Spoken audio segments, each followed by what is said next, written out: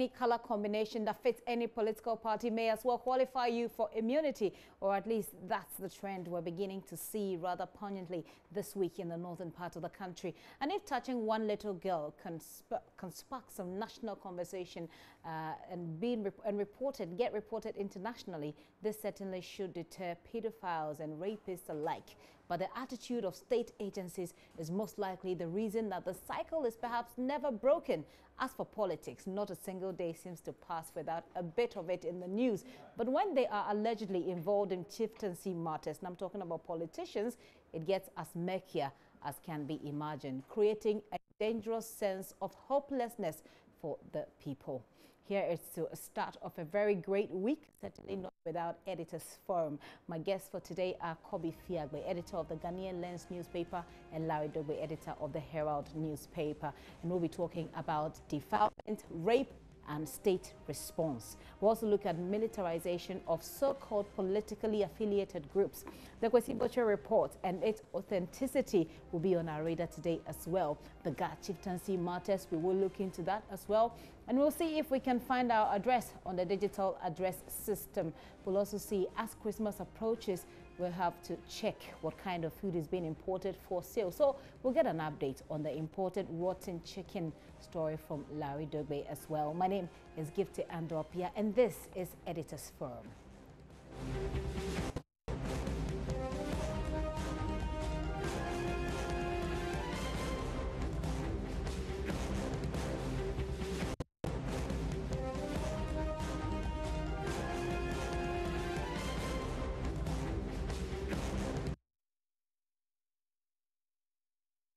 It is early morning here at the St. Francis Xavier Hospital at Asimfusu. Outside the compound, I've met Monica Nyakon. Monica is the mother of the 4-year-old girl who was defiled.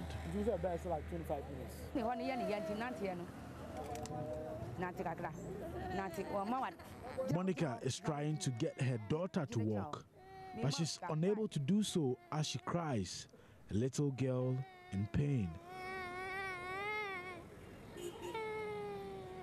The girl is unable to stand. She looks very pale with the bandage from the intravenous therapy still on her left hand. Monica Nyakon tells me she had left home for a funeral in the community when the incident happened. She discovered what happened when she decided to bath her daughter. I was bathing my daughter sometime around 7 p.m. Just when I was about to wash her private parts, she told me not to do it because she was feeling pains there.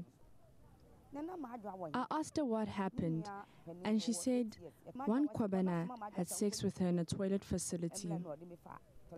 I asked her where her 8-year-old sister was before the incident happened. She told me Kwabena sent her sister to go and get him coconuts and further warned my daughter not to respond when her sister calls, otherwise he will kill her with a stick. He carried her on his shoulder after the act and dropped my daughter behind our house. My daughter bled for about 3 days. I can show you the diapers we were forced to buy for her, and it is full of blood. She couldn't pass urine, but by God's grace, she has been able to do that now. I'm currently stepping out of the St. Francis Xavier Hospital. The 4-year-old girl was hospitalized in this facility where we are told that she bled for many days. Her mother, Monica Nyakon, tells me that when the case was reported to the chief of the community, he says they've taken the issue to a deity, but the deity says the boy who has been accused of raping 4-year-old Jessica is actually innocent. One of the local chiefs in the community says they took the boy to the village deity, and the gods said the accused person did not commit the acts. I've now met Oscar Dazi. Oscar is a local journalist in Asimfusu. He tells me rape is very common in the municipality. He has been recounting some recent cases. This incident is very rampant here. This year, beginning of this year till now, We visited a similar incident which occurred at a town called Asin, what they call it, Haiti, in which a teacher defied 3 years old girl, and it even came to Asnakon for the police station.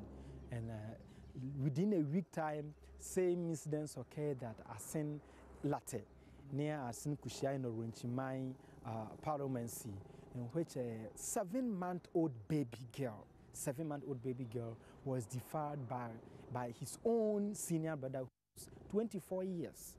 All the instances I'm giving occurred just this year. In this same year, Asin Aroso, which is also in Asin South, about 15-year-old girl was raped by his own stepfather in a bush in which they were going to tap a palm wine.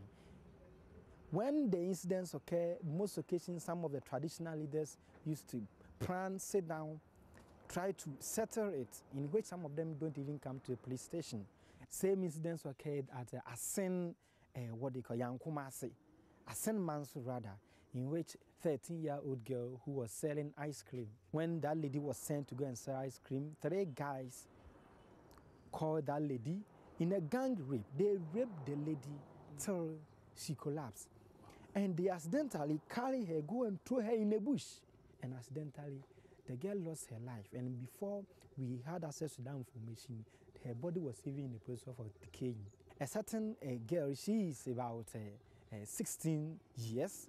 And according to the eyewitness, that lady was going to dump refuse somewhere.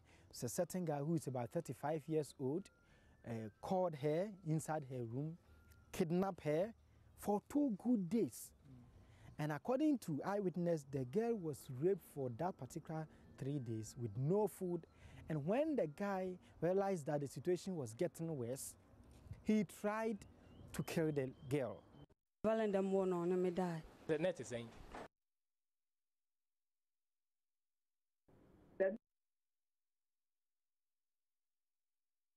Recounting her experience to JoyNews, the victim said she was sent to the same household the suspect lives in to mill cassava for their evening meal.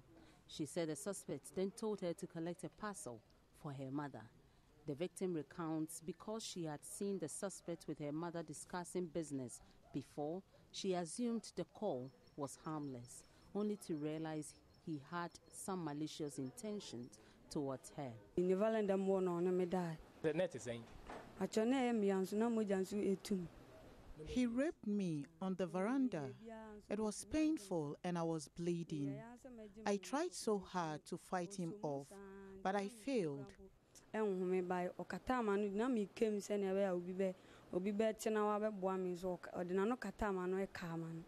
He even bit my lips when I tried to shout for help. I've been discharging and I find it difficult to move.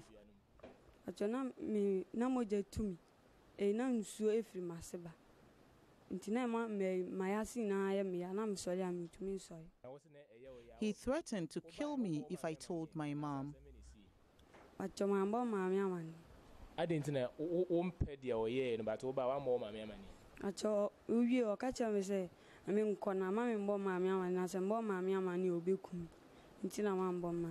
The young girl who aspires to be a medical doctor has not been able to walk properly or eat after the alleged act. She cautioned girls to beware of rapists who could kill their dreams.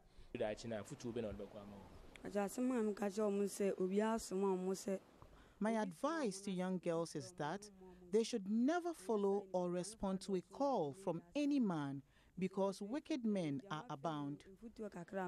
The suspect is standing trial before the Asin Fusu District Court. Asin Fusu Divisional Police Commander Chief Superintendent Henry B. Mbacho expressed worry about how some unscrupulous persons in the area use petty items to lure and defile girls. The fault that is attributed to defilement is mostly given to the men. Most men decide to make good use of the children, but in fact it's no good. They use toffee, sobo, any petty 1 CD, 2 CDs to deceive them and defile them. So what I would say is that parents should pay attention to their children. I will advise the children, if you are a girl and a man should send you to go and buy him something, and he wants you to send the thing into his room or veranda, kindly drop the thing and go away, because those men are always waiting for opportunity to defile children. So if he sends you and you go and buy anything and you want to give him outside, he's sending you inside the room, move away from that man. Alfred Amos report.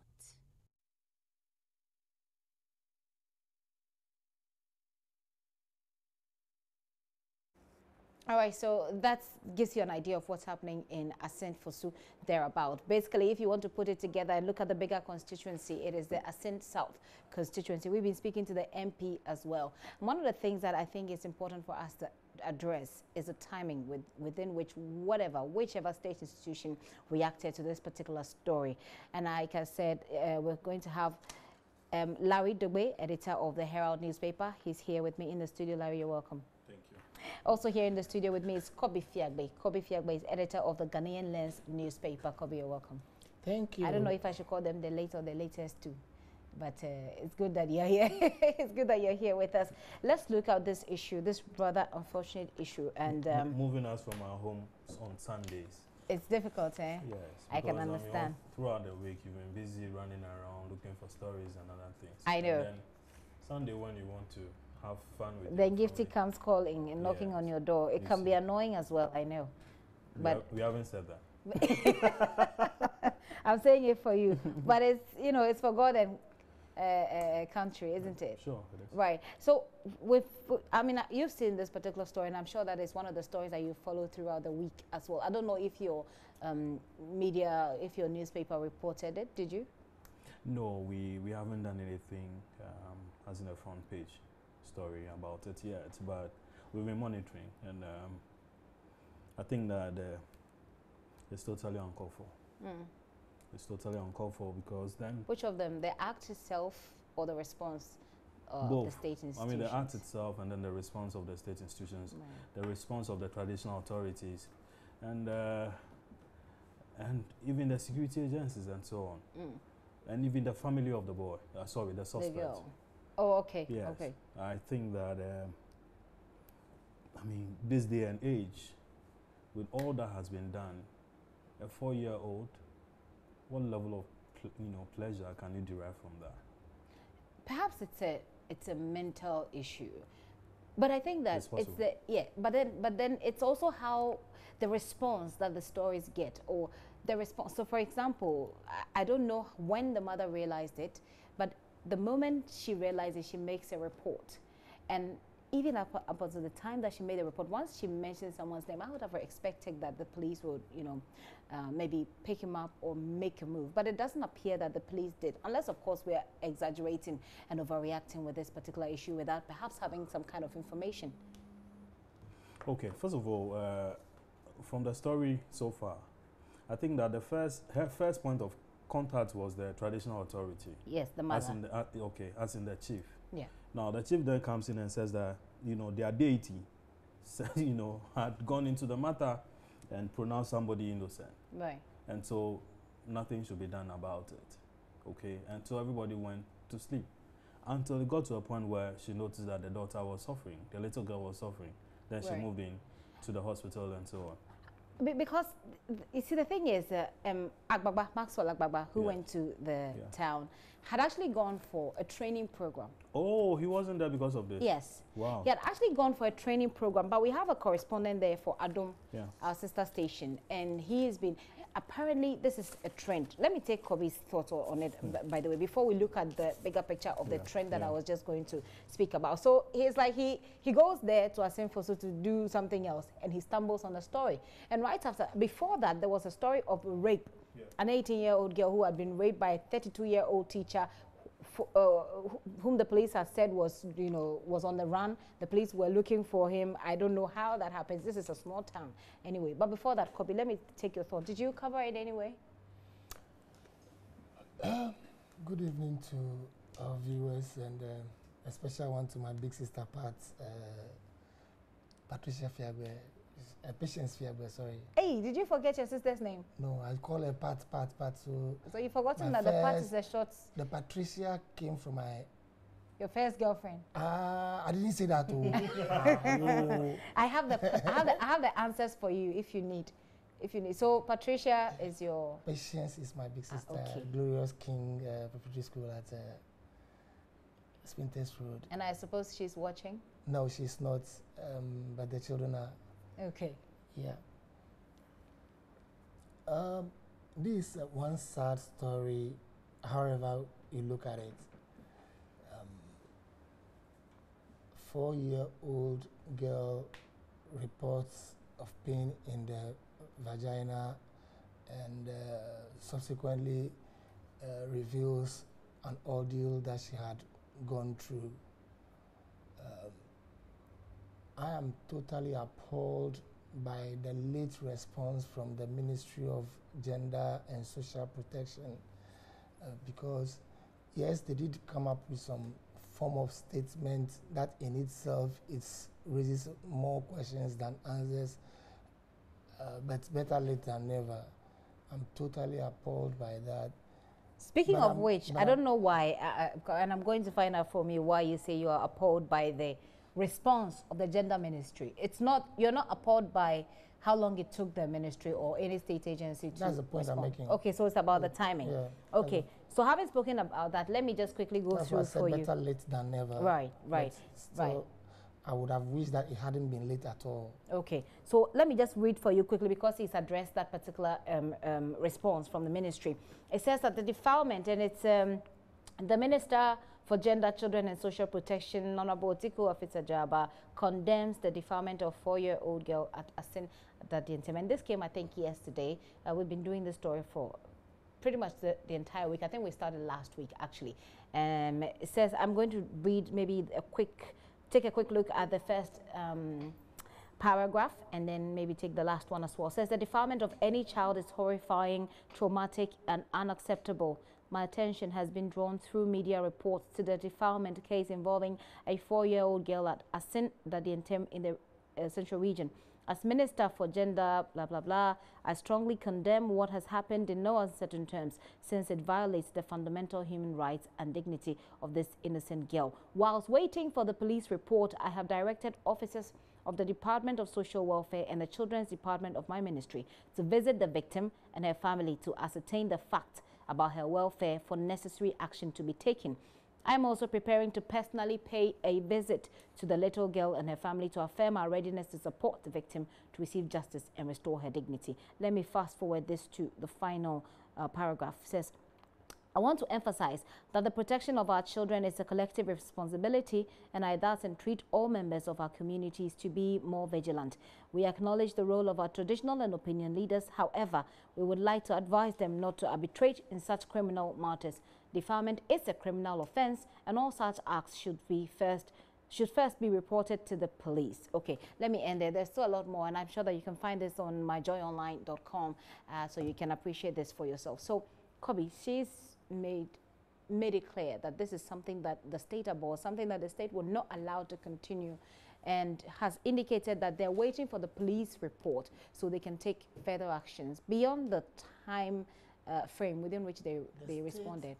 The state has already shown its abhorrence for such crimes by making it a criminal behavior. You understand? So it doesn't take a statement from the minister to reinforce that statement. Okay. What we needed from the minister was to kick in the process of social protection for the kid and also the family.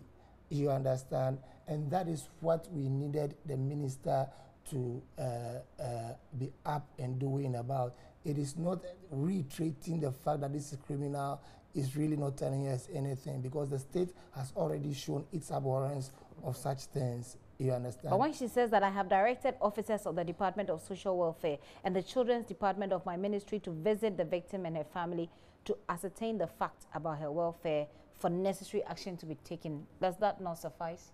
You see, when you read the whole statement, you see clearly that this is a minister who has clearly realized belatedly that I have not been proactive in relation to this matter, and therefore she's trying very hard to make it appear as if she has done something. And reading through the statement, you got to a point where she says, even though she herself has not said anything, officers of her ministry or agencies under her ministry have been speaking in condemnation of the act, and therefore it's an implication that the ministry has been responding to that. Anything wrong with that? You see, the fact that she herself realizes that she had been belated in moving is an indication that this is something that she should have acted upon very swiftly. Considering also not just the fact that it's an outrage to our national conscience, but also the fact of the age of the kid. And this is a kid who will need psychological... Forget about whether the police come up with a finding that the gentleman cannot be prosecuted because evidence A or evidence B or evidence C is not available. Forget about all that. The fact that the child thinks that she has gone through that in itself is traumatic alone for her, okay, and for her family. So quickly, this is the time that the state should have been out there supportive and all that. But if you say the state should have been out there and supportive, it sounds to me as if you're talking about the minister coming out to make a speech. I'm not talking about the minister. I'm talking about... Oh, the ministry. Do you realize that the earlier reports of this matter actually named the little girl? The Jessica was not her real name. The Jessica that was mentioned was not her real name. Well, okay. But the medical report that came out subsequently had her real name on it, remember? Okay, I haven't seen that. Okay. I haven't paid attention to that. Well, I wouldn't know whether it is her real name, but it had a name on it, which wasn't Jessica anyway. Yes. You understand? So, and these are things that if the ministry, the social protection machinery of the state were up and doing, would have been nipped in the bud, would have been made sure that because there are social welfare officers all over the country. They don't have to be in Accra at the ministry. So quickly you alert some of them to go in. The minister doesn't have to personally go and visit the little girl as she has indicated that she's preparing to.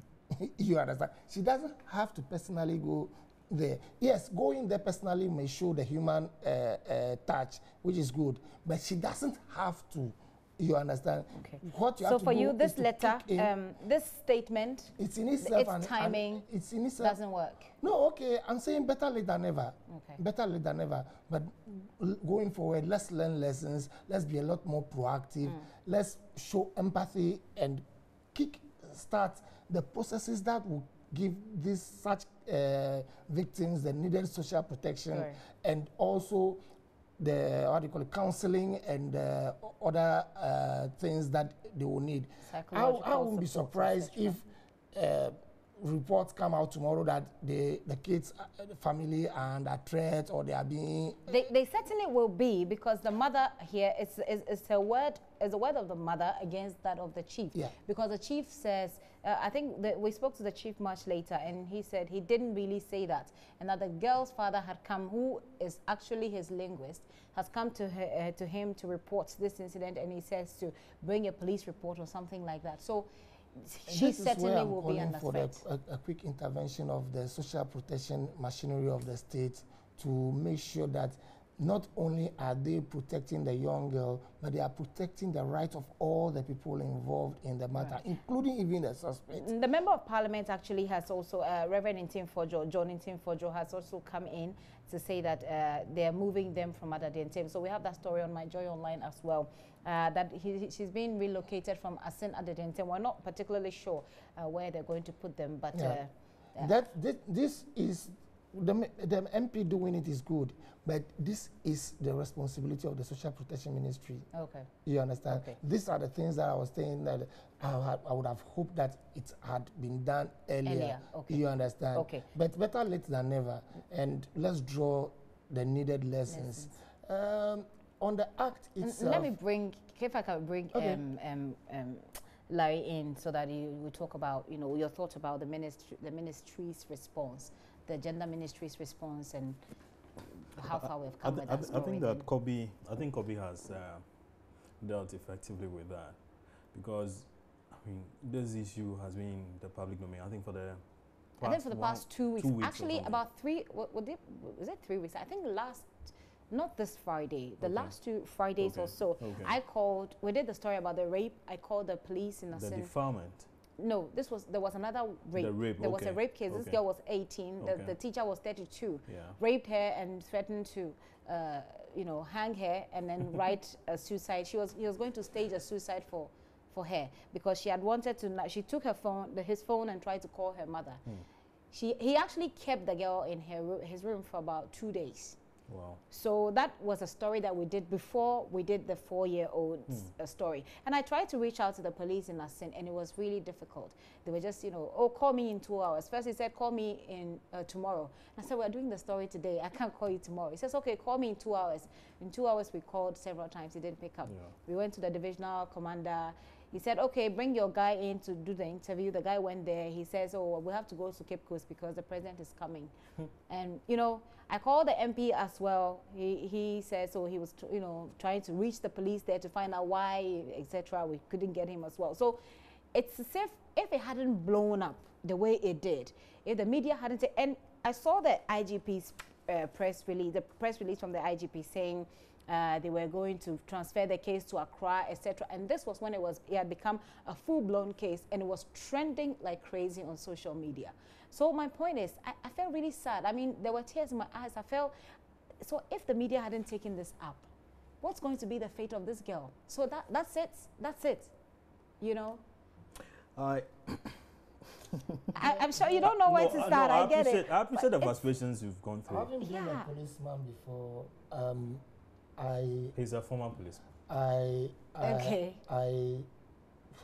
You can understand? I do know that some of our policemen, especially in the rural settings, need a lot of refresher courses on handling of criminal matters.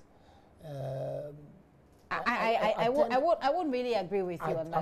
I'm coming. I know where I'm talking. I tend to call some of them Ahimfie police. Their attitude to crime. They are stooges. No, not stooges. Their attitude to cases reported to them is, oh, we the Kokachre assemblyman, or with the Fanuko Ahimfie. You understand? And no, it's true. It's true. I've seen a few of them during my time. And that's what they've been doing apparently in Asin South, because it appears that anytime such issues come up, that is why I say that they need, especially those outside the urban settings, in the rural cities, they need a lot of refresher courses on how to handle some of these things. Because, for instance, I do know, unless the system has changed, I do know that immediately defilements, rape, and all those serious crimes are reported, the first thing you need to do is to send your Form 10, that is a CTREP to the divisional commander, from division to region to headquarters, informing them that this is what has happened. Then you follow up with your Form 10A, which gives the whole sequence and intended actions and everything. You understand? So I understand. It sounds like a very long process. No, it's not. It's not. It's a matter that immediately informs the authorities up in the chain of what is happening, which is a serious crime, and then the authorities will determine whether your capacity, your manpower capacity, is capable of handling that. Whether they should bring somebody from the region to come and handle the case, or they should bring somebody from Accra or whether they should transfer the case. You know the reason why I said I did not agree with you initially when you said that the police need training. I think this is more of common sense. More of common sense in the sense. Do you have children? I do. Do you have girls? I do have a girl living with me, but I don't have girls of my own. Okay, how old is she? She's 12. She's 12. Do you have a girl, a child, Larry? I have a child. A girl? I have a boy. A boy. Yeah. Okay. So you have a boy, and since this issue came up, a lot of people have a niece living with me. I do have a niece as well, who's 3 years old. And when this issue came up, 15 years. I was just looking at this little girl and imagining my little niece, who is 3 years, and imagining my 3-year-old niece in someone, in a man's arms and doing whatever he wants to do with it. If I'm a policeman and it is my daughter, you see, this is the question I was asking myself. If the policemen in Asinfo, if it had been their daughters, any of them had their daughter go through this ordeal, will it take them this long? Even if you don't, like, you have to go for the Form C, Form F, Form Q, etc. What would they do? I mean, the attitude, it was just heartbreaking. You asked me whether, I'm coming on, you asked me whether or not the minister did the right thing. That statement was totally unnecessary. Why not? Okay. Oh, why is it unnecessary? You see, it's unnecessary because this thing had been reported for the past 2 weeks. Mm-hmm. Social media had carried it up. Mainstream is, it's all over the place and so on. And so, I mean, a minister, why would you be issuing a statement now? What you should have done, traveled. I'm coming. What she should have done was that instead of wasting time writing that whole thing, she should just have organized the officers and then storm the hospital to go and visit the kid and the mother. You get it? Or perhaps organize their representatives in Asinfo, social welfare, the district instead of assemblies. telling us what you are doing, you should just do. Yes, just the result. The result is key. She's preparing to. But in the meantime, you have dispatched officers there. From where? From Accra. To do what? Just to go and visit. She's preparing to. Just to go and visit. You could have gone. Sarcasm there. Oh, no. I'm only stating the fact. She could have gone and then dealt with this thing very beautifully and so on. But you see, I can appreciate her frustration. She's already having issues with the school feeding problem, school feeding program. And people are on her today. She's in a fight with Bugri and Abu. The next day, this is happening there. And I mean, the MPP women are accusing her of one thing or the other. Otiko doesn't have, she's so preoccupied.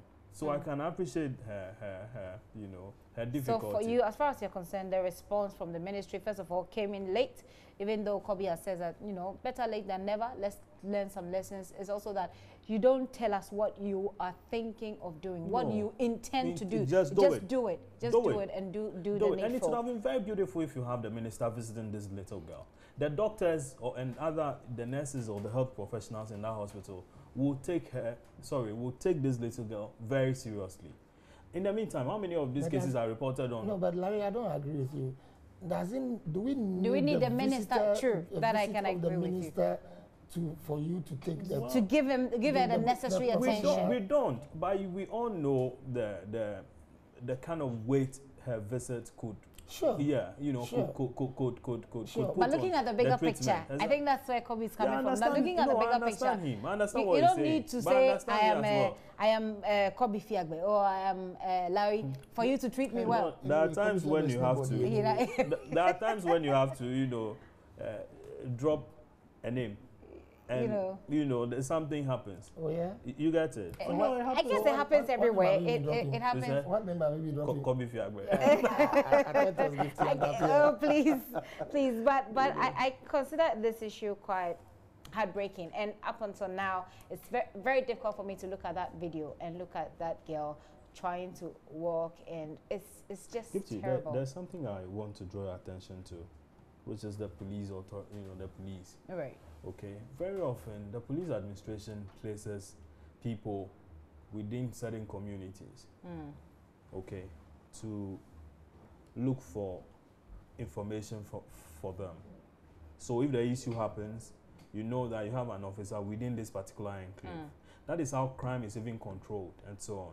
So if this issue had been reported to the to the chief, and the chief said that, listen, I have consulted a certain deity, which said that my guy is not, it's not responsible for it, meaning that he could also trace who is responsible through the same deity. So they should, Okay, but then the policeman or the police. They could have used you think that they could have used the local resources in a much more effective way. And you see, from what the report that came from your journalists on the ground, this is not the first instance. No, it's not. And that just this year alone, look at the number of rape cases defilement cases that had come up. I think the oldest among them was a 16-year-old. Yeah, so Okay. the report, the gentleman says, the journalist there says 16 years. But then initially when we did that story, the girl, we understand, was 18. 18, so I don't know. It doesn't really matter. Yes, Yeah. about the age. I mean, just and so then we clarify we counted that how bit. many of them. I seen Latte, I seen Adiembra, Yeah. I seen have Manso. Then I mean, so many of them. About 4 or 5 or 6, cases. To understand that in one instance, the girl even died. Yeah, yeah. Where are we going with this? And the police are telling you that they are unaware of all these reports. I'm sure they've become so comfortable with it. Or perhaps overwhelmed. Because one of the things that the MP is calling for is more resources for the police there to be able to follow up these stories. You see the MP, let me tell you what the MP is trying to do. Tell me. He doesn't want to offend any party. Cleverly, he doesn't want to offend any party. Have to. Well, no, but yes. But you see, and sometimes when you are fighting crime, there are times when you have to offend somebody. What do you along the line. expect the minister, the MP to do in why- this case? Because when I called him, what I put to him was that there are people, he says, okay, so this is a purely criminal matter. And so yes, but the officials, the state agencies in your constituency are not even talking to us. They're not telling us anything about it. So I think that it's about time that you as an MP, came in to perhaps get them to talk or get us some explanation. Apart from the police, there's a BNI, district BNI officer. Yeah. There will be a district immigration service officer. There are so many security, people. But again, it's none of them's daughter. So well, the and story so then can die. he comes in and he says that listen, if the little girl is sent back to that community, her security and the security of her family is going to be, it could be. So you are trying to mention some of the stories, some of the rape and defilement stories. We have an infographics here. I don't know if my producer can put that on, but let me quickly read to you that what I have here on my phone. It says, defilement in Asin district, and the number 1 case is in the Asin district. 7 defilement cases have come to the attention of the media in the past few months. 2 of them happened within 1 week. Hashtag justice for kids. This is a multimedia hashtag on that story. The second one is one of the 7 victims was murdered and the body was left in the bush to decay. Another attempted to hang his victim from a ceiling fan. That's the story that I was saying, with a mosquito net, but it broke and she raised the alarm. 3 perpetrators are known in each case. The police have made no arrest yet in any of these 7 cases. 4, according to Series 6 of the Ghana Living Standard Survey, 92% of the defilement cases do not get reported to the authorities. So sometimes you get these traditional leaders come in and say, let's deal with it. In fact, there is a story here in Accra, we're told, where the family, came in and said, actually the police was suggesting that they go home and settle the matter. I mean, it doesn't make any sense. So that will tell you that the first step I'm talking about, sending a CTREP, following up with a Form 10 and the 10A and all those things were not done.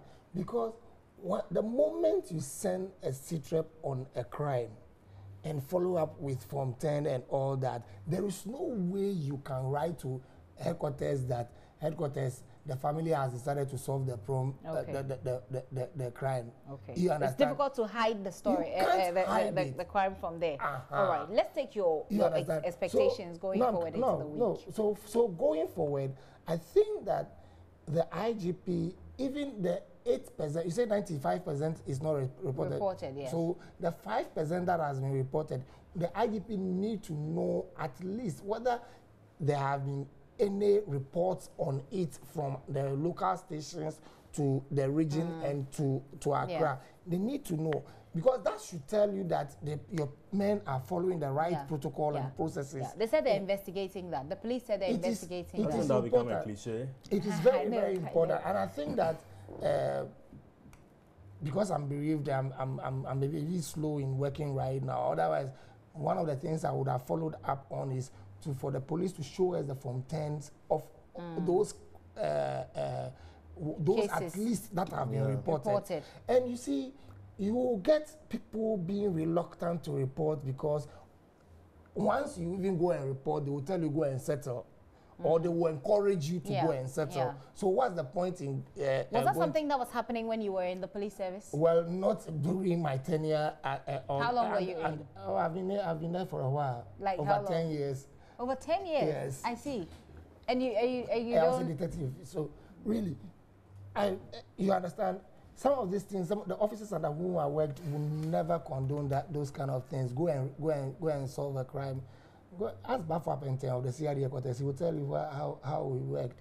You understand? So these things are, you must follow the necessary protocols. Okay. And once the police administration makes sure that the men on the ground are following the protocol and processes laid down, then the men, they know that. You see, the moment, why I'm stressing on the first report, the CTREP and the Form 10, is that the moment you start those things, there is no way you can relax. Withdraw the case. You can relax even on the case. Okay, so because you have to keep every working. now and then, Accra is asking for progress report. Okay. Accra is asking for progress report every now and then. Right. So because you don't want to, that is why you short circuit the system, and then this is what happens. Okay. You understand? Okay. So it's important that, yes, while we are empathizing with the young girl and the family and all that, we make sure that we don't need to reinvent the wheel. The processes are already laid out. Make sure that the police follow the protocols that they must follow in cases of this nature. And that for me is the critical thing. Okay. All right. We'll see how it goes. But just in case you want to know, those are some of the cases in Asinfosu alone. It starts from the first one, Kobna, who defiled the 4-year-old, whose story we are telling. No, it's not Kobna. Well, that's what the mom says. Well, it's not Kobna. What's the name? Tuesday boys are not like that. Ah, okay. Now I get it. Now I get it. But Kobna, wherever he is by now, should have been, should have been in the police. It's not a true Tuesday. Oh, anyway, Kobna did that. You observed his family saying that he had just lost the father, so the police should allow him to. Seriously. Yes, the police should allow him attend to the father's, final funeral rites before. Then they will hand him over to the police. I mean, in all fairness, can we get as well, to that level? No, I mean, in all fairness, here is this child saying Kobna. So we have to know which of the Kobna. Why is Kobna on the run? Unless, of course. Why is the said Kobna on the run? But, anything can happen. You could be around a little girl and maybe her mom, whatever, something like this happens. I mean, you could be accused of doing something that you haven't done. So we could give him the benefit of the doubt. Kids are very imaginative. Yes, it's true. But it is not in... It's difficult to get it wrong, It's difficult for kids to be so imaginative as to accuse somebody of a rape. You understand? Yeah. Kids are very imaginative, I agree. But to that point, it will have to take something else for a kid. And that is not to say that I'm pronouncing Kobna guilty or anything. But I'm saying that if I am an investigator, if I'm the one investigating this case, I will place a bit more emphasis on the kids' narration than be skeptical about it. And so I'm surprised that the police do not seem to see it. The police at Asinfosu do not see, because there are some very, very crack investigators in the police service. I'm mentioning one of them right now, Bafo Apente, and then in Tribusiaku, we work together, and unless you won't spare some of these. No, unless the case, anyway. I like it anyway. So we've spent quite some time on this particular story, but it is a developing story, and in the week, the days ahead, we're going to be looking at this story a bit more. We'll see how it goes. We understand that the police. I just want to add that going forward, the chiefs should be, let's say, taking through some of these things, education, awareness. That listen. You are, first of all, a leader within your community. What are you trying to do? Are you trying to, as you are misleading your people, if crime comes? To be fair to the chief, he says he has not done that. You understand? So let's take his denial into consideration. Well, yes, I agree with you on that. As a general principle, we should advise our opinion leaders, including chiefs and the assemblymen. And the assemblymen too are the ones who also do it a lot. They come and say, oh, where do you free faculty, that kind of thing. You understand? But it's obvious this matter won't, be left today. I mean, looking at the sort of attention, I was just saying this morning, and this is my personal belief, that there are some people that there's some people you can really, you can do them harm and go away. But there are some people you don't do them harm and go away. And I think that this girl, whoever she is one of them. Unfortunately for Kwabena and his family, and I'm talking here based on the fact that they are denying the accusation.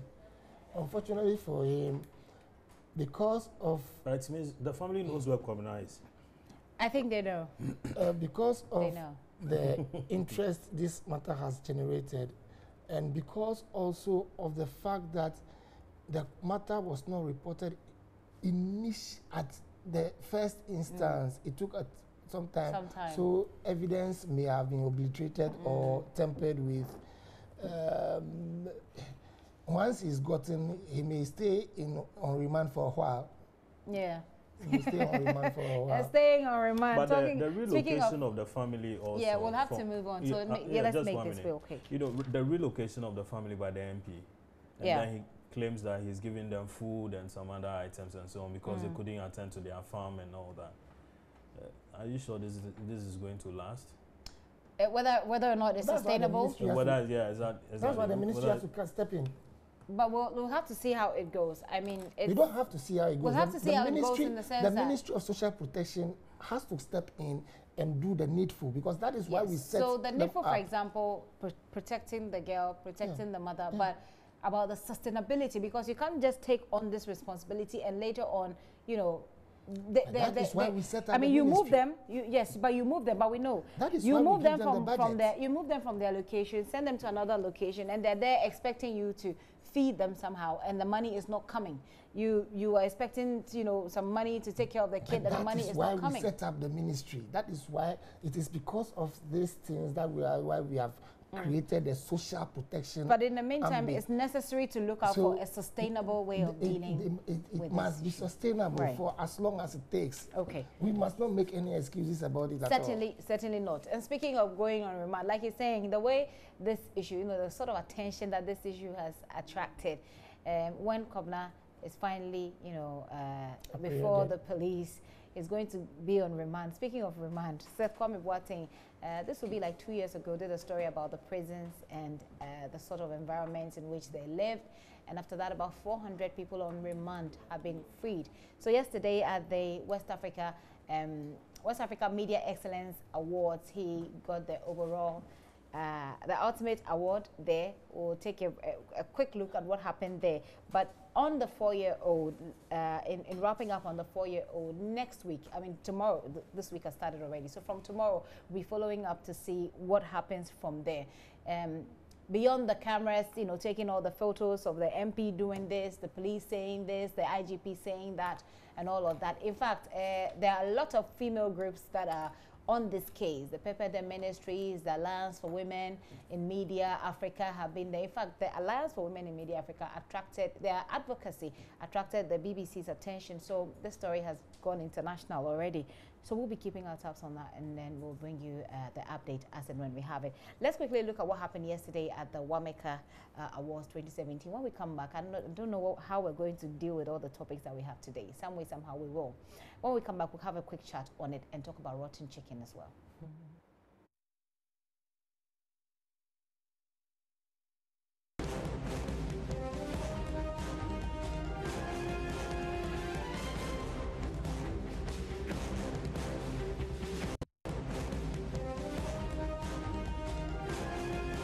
So the winner, overall best journalist for the Wameka 2017 Awards, and the winner is Seth Kwame Boateng. Seth Kwame Boateng, congratulations. Well done.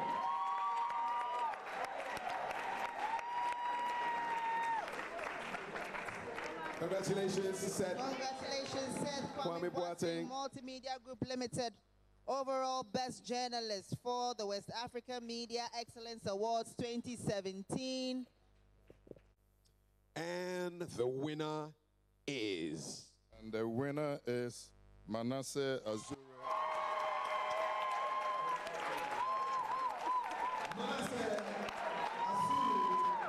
Azure, investigative reporting. Investigative reporting, he walks away with $1,000. And of course, capacity and training all year round. Indeed. In West Africa. And the winner is... Albert Sorry. Albert Sorry, correspondent for the Multimedia Group Limited in Bolgatanga. Yes, I've been hearing this man's voice on the radio. It's good to see him in the flesh. Congratulations, Albert. Well done. He goes home with 6,000, a plaque. Ladies and gentlemen, congratulations. Let's put our hands together.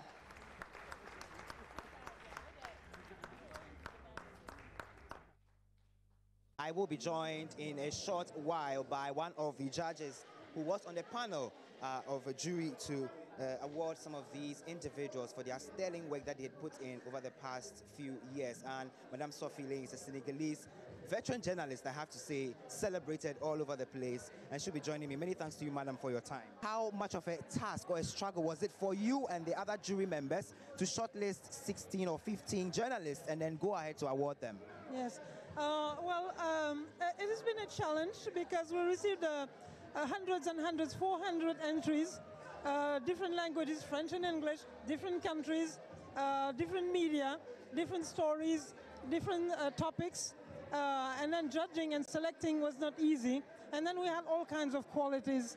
But in the end, what made the difference, whatever the topic is, if you have a good topic, and then you can capture the attention and the interest of the reader or the viewer, that's a good story to begin with. And then selecting all those who win, if you look at them, they're all pieces of ground journalism. They went out to get the news and to turn it into a story that really... Well, that's what happened yesterday. Justice Baidu, was a finalist for the oil and gas reporting, and a Nigerian beat him to it. Of course, the oil industry in Nigeria is huge, isn't it? So, congratulations to all of them. Let me take quick ones from you for them as well. Yeah, I think they did well. Except that it's beginning to look like a multimedia award kind of thing. But it wasn't. You see, so one of the questions that we actually had for the Media Foundation for West Africa yesterday was, how come? I mean, there were other people who applied, but I think that majority of the media houses did not really apply. I think that, listen, Peace FM, Radio Gold, Kasapa FM, there are a lot of, serious, journalists that who do good stories and so on. And sometimes we might want to, it's not everybody who is inclined to apply, but you having the expertise and so on, you want to, encourage them. Encourage them, look at it. Look, I think this is your story. You can bring it. Let's have a look at it again. Okay. And then it could, because then, people will begin to see the thing as, something that is going to a particular media house and so on. If it doesn't, well, then that means there's no competition after all. It's not our fault. There is competition. That's one of us didn't get it. He was in the he was a finalist actually. Justice Baidu. He was nominated for oil and gas, and there was another Nigerian who picked it up. And it's a West African thing. So there were people from other parts of West Africa who got the awards. There were Ghanaians as well. So, but there was a GNA lady who won an award. So it's not a multimedia thing, but really it's not our fault. Yeah, there was a Star FM guy as well who was it's not your fault. Nominated. Kobe, quick one, then we'll move on to talk about, I'll take a quick update on the rotten chicken. Congratulations all around. You don't seem so keen. No. Oh, I'm congratulating them. my difficulty with the West Africa Media Foundation for West Africa was the position that it took in relation to the withdrawal of license of media houses, which I found very, very, very, very sad. Because this is a media foundation that is supposed to be pushing for the frontiers of free speech to be extended as much as possible. But that argument and the free speech argument, I mean, nobody is really hindering free speech. But if you owe the state a responsibility, you know, you are journalists and you are media houses talking about what people are doing. You should do the right thing. You see, what you don't seem to understand is that nobody is saying that don't fulfill your obligations. Don't go for this thing. Whose responsibility is it to even take? If the NCA slept us on its mandate for several years, should it now come back and use that their own ineptitude to attack So somebody? back to Media Foundation for West so Africa. in fact, it took me by surprise that they took that position, but it doesn't take away anything from the award winners. They've done their bit, they've submitted their work, it's been adjudged as worthy of winning the awards that they have won, and congratulations, more grease to their elbows. I think if you look at the judges as well, you can appreciate that it's judges. One of the judges, the one that we just spoke to, for example. Nothing taken away from the gentlemen who won and the ladies who won the award. Right. Nothing at all. Okay, well, it's not our fault, really. No. It's not our fault. We got that award. I'm not being defensive at all. I don't have to be defensive. I'm just saying. That's the point I'm making. I'm saying that they put in a good bid. They put in a good entry. Okay. And the entry so just FYI, just for your information, what the judge that we just spoke to is one of the judges, has been one of the judges for the CNN African Journalist Awards. The other one, it belongs to a group in Nigeria. They monitor the Nigerian media landscape, and then there was our own Elizabeth. You are sounding too defensive. No. I'm just saying something to my viewers. Okay, you're sounding too defensive. Madam Elizabeth Ohini was on there. Yeah, she was one of the judges as well. So, I mean, congratulations to all of the guys. Let me come to you. Kaba won something. Kaba, that was for the RTP Awards. Congratulations to Kaba as well. He's the host of political talk show Ekusi Sing. But let's move on. Tell him next time they call him, he shouldn't go for it. I'm sure he's won too much. Okay. Did he leave his stomach in the house before we? No, he took it right ahead with him. I know. He's asking whether Kaba took his stomach.